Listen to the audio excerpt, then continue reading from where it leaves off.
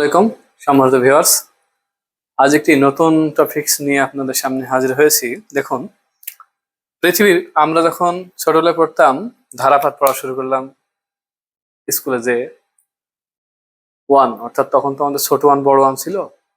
ধারাপাত ধরা যেত, একে আল্লাহ, দুয়ে জাহান, তিনে জামানা, চারে কেতাব, পাঁচে কালেমা, ছয়ে হাদিস, এভাবে পড়তাম না। লাস্ট এসে পড়তাম 10-এ দিক।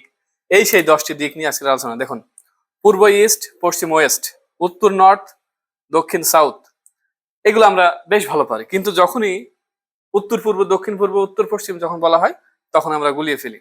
ঈশান কোণ, উত্তর পূর্ব কোণ, নর্থ ইস্ট। অগ্নিকোণ, দক্ষিণ পূর্ব কোণ, সাউথ ইস্ট। নৈঋত কোণ, দক্ষিণ পশ্চিম কোণ, সাউথ ওয়েস্ট। বায়ু, উত্তর পশ্চিম, south, north east, north West, হ্যাঁ, নর্থ ওয়েস্ট। আর ঊর্ধ্ব উপরে, আর অর্ধ নিচে। একটা কথা বলা হয় ঈশান কোণ। এই ঈশান কোণে মেঘ হলে বৃষ্টি হয়। ঈশান কোণে যখন মেঘ হয় তখন খুব বৃষ্টি হয়। আর একটা জিনিস আপনাদের আমি একটু বলি, এর সাথে সাথেই আমরা ছোটবেলায় যখন টেন্স শেখা শুরু করি, প্রেজেন্ট ইনডিফিনিট টেন্স, যে চিরন্তন সত্য, ইউনিভার্সাল ট্রুথ, স্যাররা শেখায় সূর্য পূর্ব দিকে